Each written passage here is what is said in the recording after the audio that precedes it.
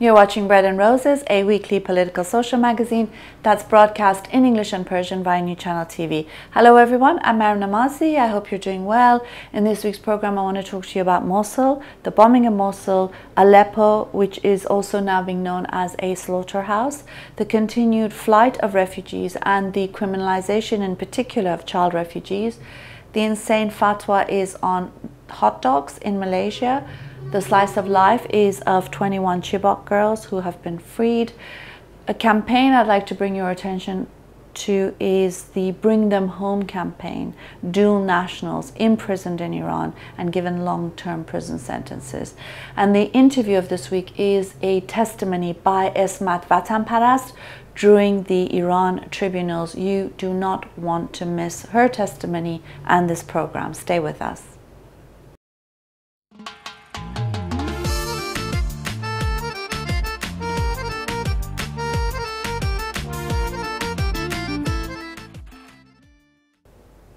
This week we've heard of US-led bombing of Mosul, and of course we know that there are civilian populations who are trying to flee. They are being prevented from fleeing. We've heard ISIS executing nearly 300 boys and men and burying them in mass graves, and also using the civilian population as a human shield. 1.2 million civilians are at risk of being used as human shields, and of course there's news of chemical weapons being used. The troops of course have gas masks, but civilian populations don't, and it is a human tragedy of untold proportions. Obviously we need to get rid of ISIS. On the other hand, we need to safeguard the human population, the civilian population in that area, and to hold whether it's the US troops, whether it's Russian troops, Turkish troops, Iranian regime troops, and the militias of various Islamist gangs, hold them accountable for safeguarding civilian population. And of course this is an ongoing tragedy. The UN Human Rights Commissioner has recently said that Aleppo is a slaughterhouse, and that's exactly what's happened to the populations in that area. It's a human tragedy of untold proportions. Many people are fleeing, and of course those who manage to flee are being criminalized and vilified. And particularly in the news here in Britain, we're seeing that vilification of, for example, child refugees who are coming from Calais in France, who actually are being reunified because they've got family members here. They're being vilified, criminalized, linked up with the terrorists and the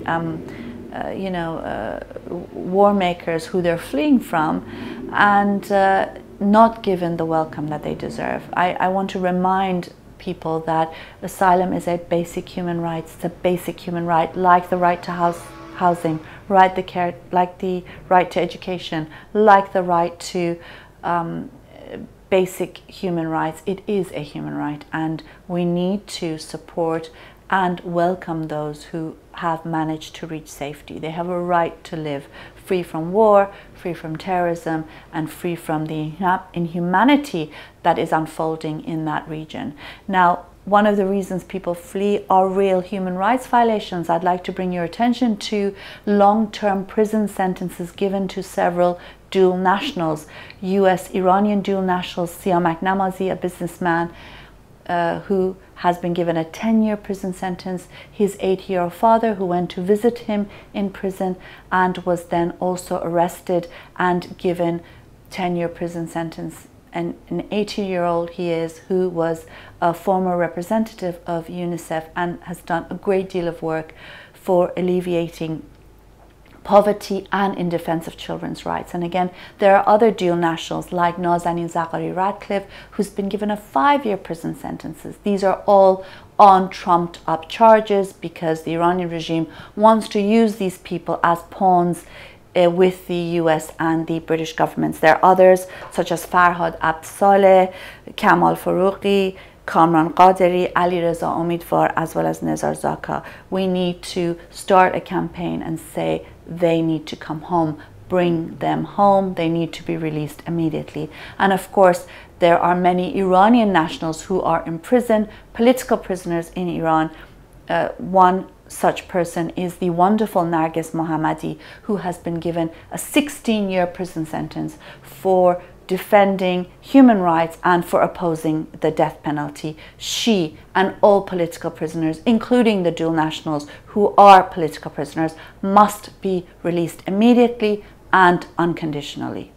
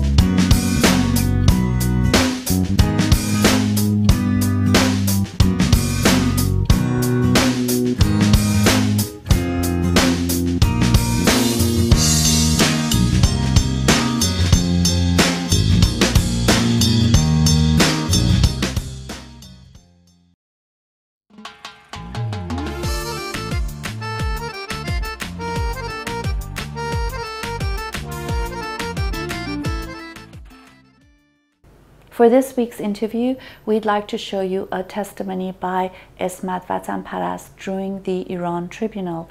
Here she speaks about the human rights violations, the executions that have taken place against her family. It's the story of one woman and the violations against her family, but multiply this by countless others who have faced what has been considered now by Iran Tribunal as a crime against humanity. Something that happened in the 80s, but that continues to this day. You have got to listen to this testimony to see what has taken place against the people of Iran by the Islamic regime of Iran. You watch this.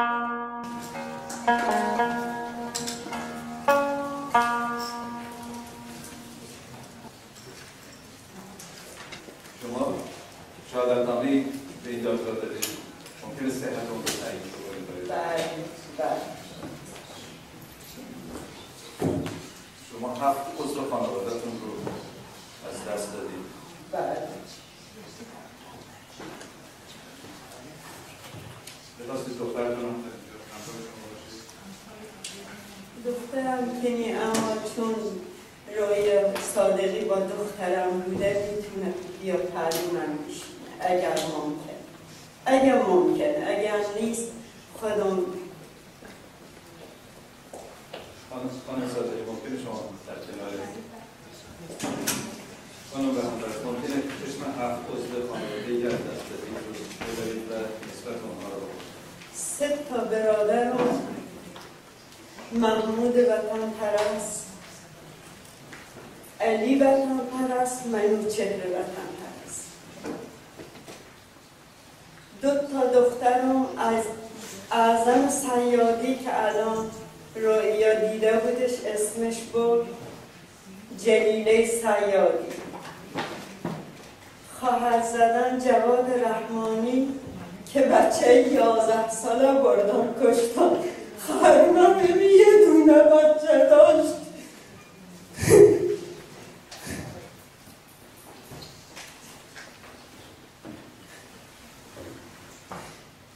دامادم غلام خوشبویی که 3 تا برادر کشتن. غلام خوشبویی، سیروس خوشبویی، ساسان خوشبویی که ساسانم 16 ساله.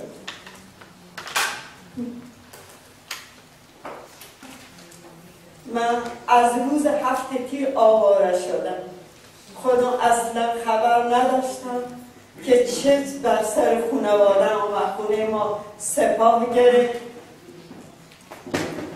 غارت کردن، خونه برادر بزرگم آتش کشیدن. زهرا 9 سالش بود، صدیقه 11 سالش بود. منوچه برادر کوچیکم اونجا 14 سالش بود، بردن زندان. 4 سال منوچه نگه میدارن، آزادش میکنن، میگن برو. بعد صدیقه 7 سال، بچه 11 ساله 7 سال و نیم تو زندان بود. بعد از او خواهر کوچیکم 4 سال، بچه 9 ساله تو زندان بود، آزادش کردم. من خونه یه دارابی بودم که زندگی مخفی داشتم. خانم نرس بود، آقاشون ارتشی بود. هر روز میمد تعریف میکرد. اینا به ما وقتی که اونجا رفتن گفتن ندونن که شما کی هستی، که اگر بدونن خواهر محمود هستی میترسن، اینجا را تو نمیدن. من وقتی که اونجا بودم این زن داداش و خواهر شوهر میمدن بره هم تعریف میکردن از شکنجه هایی که محمود میشد. من هیچ خبر نداشتم که محمود دستگیر شده، اصلا هیچی اطلاع نداشتم. مثل یه دختر کوچیک من داشتم 5 سال و نیم بود، حمله کلم بود که الان تو سوئد دخترم به دلیلی که بچه کوچولو داشت نتونست بیا اینجا. بعد 5 سال و نیمش بود بچم، خوابیده بود، میخوابید رو بالش رو دندون میگرفت و اشک میره. میمدن میگفتن از بس محمود شوک برقی بهش میدن، یعنی دیگه هیچی ازش نمونده. میارن بیمارستان میخوابونن، شبا میبرن شکنجه ها. 16 رو هم از زیر شکنجه دوام آورد. آخرا گوله زدن که بدونم 6 تا تیر بهش زدیم و بابام گفته بودن 60,000 تا بده تا جسدش برسید. وقتی پدرم میره جسد محمود بگیره میبینه 9 تا از دوستای محمود اونجا خوابیدن. میگه یا همه شو یا من محمودم نمیبره. محمود 4 روز 4 شب بچه با پدرم تو سرما 84 سالش بود، تو سرما نگهش میدارن، با 9 تا جسد میرن تو بیابونه شیراز خاک میکنن، همونجای هم ولش میکنن. 3 روز طول میکشه تا بابای من یه چوبونی میبینه بهش کمک میکنه که بیا تو شب. اینقدر واقعا اما از پدر و مادرم من جسد سوخته میدم، پدرم پول ازش میگیرم، من قبر دارم تو جهرم. 2 تا دخترم که الان زنده هستن تو سوئد هستن، 2 تاشون قبر دارن تو جهرم. برای اینکه خانواده منو بسوزونن، برای اینکه زجر بدن. یعنی واقعا نمیدونم چه بگم. نمیدونم شما داستانای واقعا قنات جهرم شنیدن یا نشنیدین. قبل از 30 تیر 60 منوچه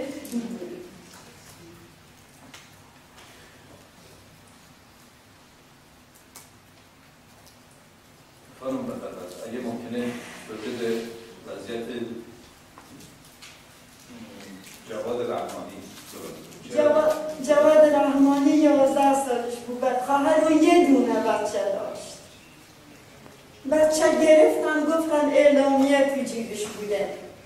اولا میبرنش پیش آیت اللهی رو منبر گفته بود که اعظم صیادی با محمود وطنپرست با 3 نفری دیگه که میشدن 5 تا، اینا تو خیابون هر جا دیدین بکشین، اینا دیگه خون ندارن، یعنی به محاکمه لازم نیست.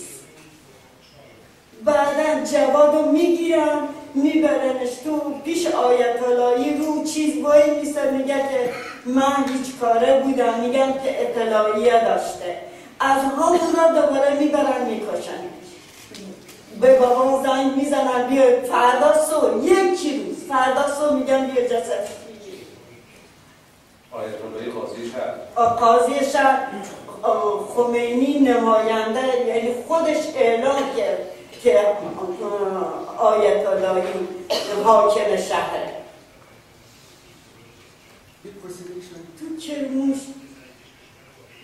تو کرموشا نمیدونم به چه دلیل اونجا علی دستگیر شده بود، به صلیب بسته بودنش تیر چراغ، بعد تو جلو رو مردم تیر بارونش کرده بودن.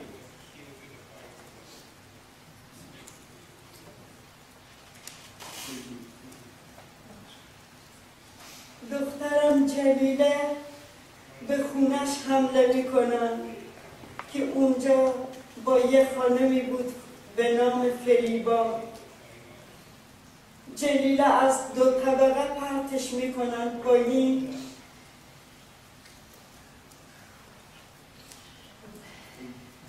Do you have names of the main responsible persons for these crimes? من اسم چند نفر رو میتونم بگم. اول خمینی خودش که آیت اللهی را اونجا نماینده کرد، دوم بشارتی جهرمی، سومی خلیل آتشی، چهارمی محمود پرمیان. این 4-5 تا میتونم، محمد گلی، این 5 تا میتونم اسم بیارم. برای من واقعا مشکله. من هیچ شبی تا حالا نتونستم تو این همه سال 3 ساعت بخوابم. نمیدونم جون آهنی سنگه که نموردم.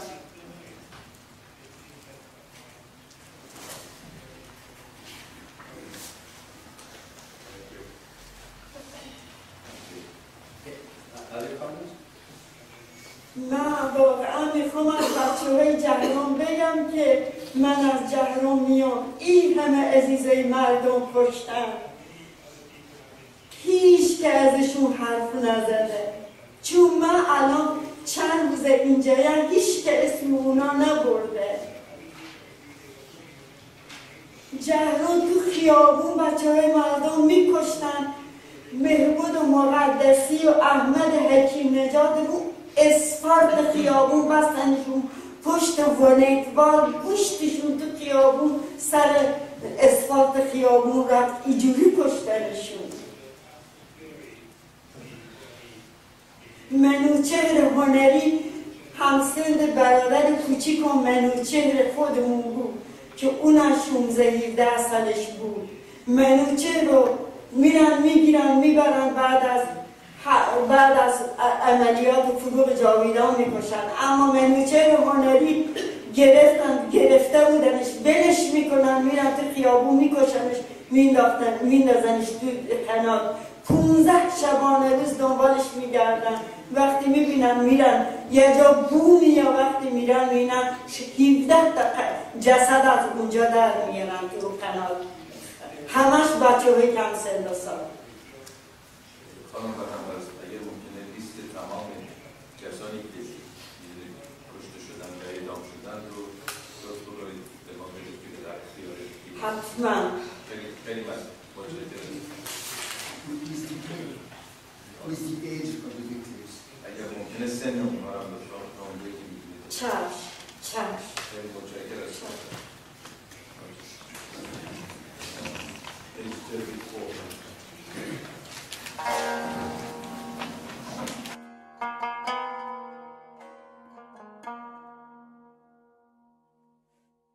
I hope you enjoyed the testimony of Esmat Vatanparast at Iran Tribunal. I wanted to show this testimony because I think that it is so important for people to see the crimes that have taken place against the people of Iran for over 30 years. Now, Esmat Vatanparast's case is the case of one woman during the 80s. Iran Tribunal found this to be, her testimony and others found to be a crime against humanity. This is something that happened in the 80s, but these crimes continue to this day, and it is no wonder that there are so many who are infuriated when people defend the so-called reformist faction versus the conservative faction. both factions have been involved in these crimes, and they continue to be involved in crimes against the people of Iran. It's important to defend the victims and survivors of this regime, not any faction of the regime. Hopefully I'll show you some more testimonies in the future. It's a crime that a lot of people don't know about, and one that the whole world needs to know about, and condemn the Iranian regime for it and defend the survivors.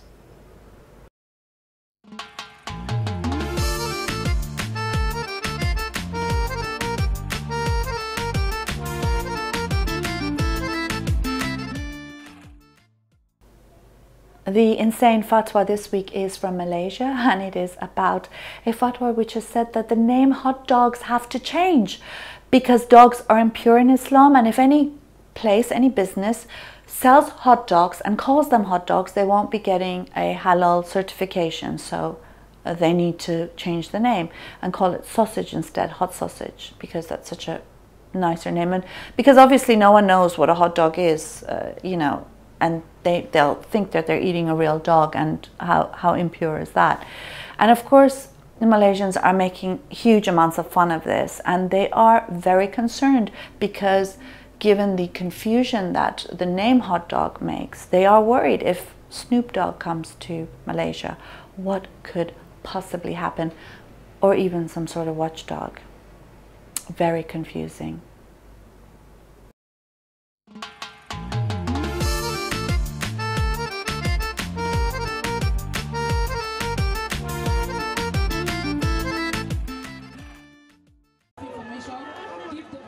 They've waited nearly 1,000 days for this.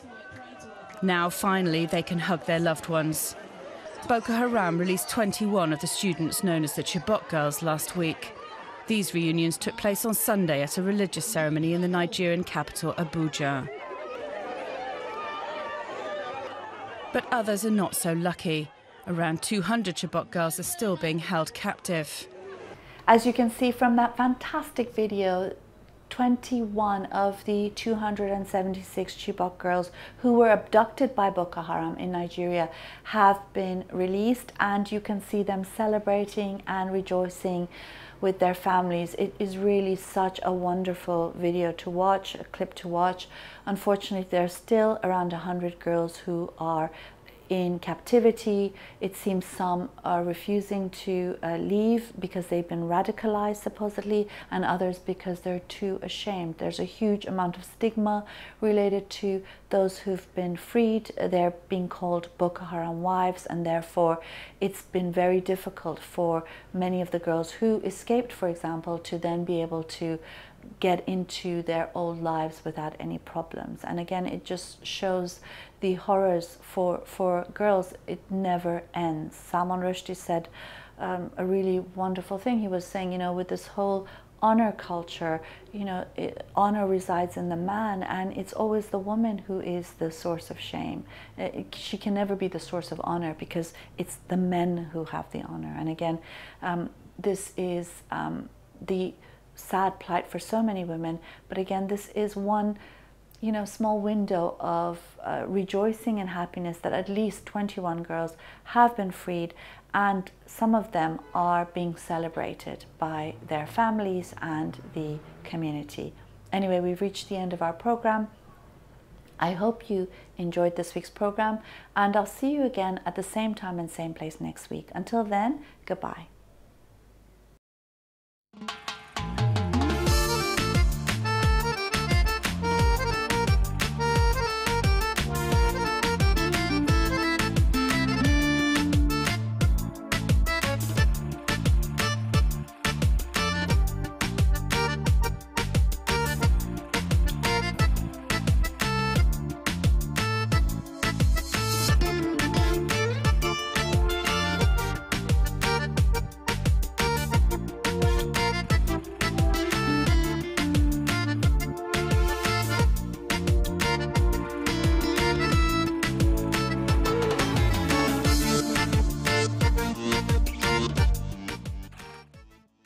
Hi, I'm Maryam Namazie. And I'm Farhad Abd-Saleh. We're hosting a program called Bread and Roses. It's a weekly program that's broadcast in Persian and English in the Middle East and North Africa, primarily Iran as well.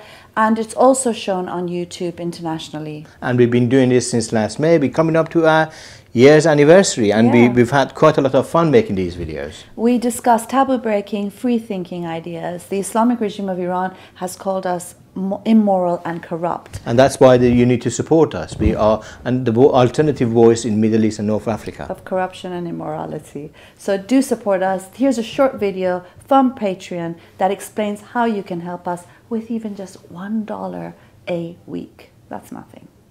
Support us. Patreon lets fans become patrons of their favorite artists and content creators. It's different than Kickstarter because it's not about one big project that requires lots of funding. It's more for bloggers or YouTubers or webcomics, anyone who creates on a regular basis. Here's how it works. When you become a patron, you're agreeing to give an artist a tip of an amount you set every time they release a piece of content, whether it's a new song, a video, or a recipe. You can set a monthly maximum to make sure that you're always within your budget. Choose an amount, enter your payment information, and you're done. Becoming a patron allows you to view and post in the artist's stream, and in exchange for your support, artists offer additional patron packages, which might include monthly Google Hangouts, music production tutorials, pre-sale concert tickets, or anything they can offer as a way to say thanks. Patreon, empowering a new generation of content creators.